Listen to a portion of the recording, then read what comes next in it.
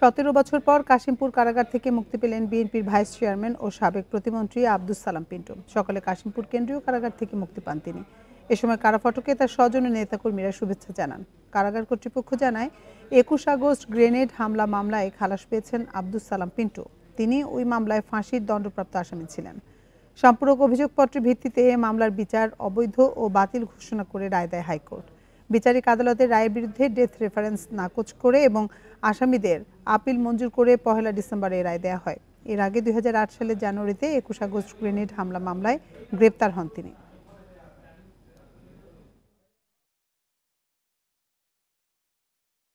যেভাবে এই স্বৈরাচারকে আপনারা উৎখাত করেছেন, আগামী দিনে তারেক রহমানের নেতৃত্বে আমরা নতুন বাংলাদেশ গড়ার প্রত্যয়ে সামনের দিকে এগিয়ে যাব ইনশাআল্লাহ।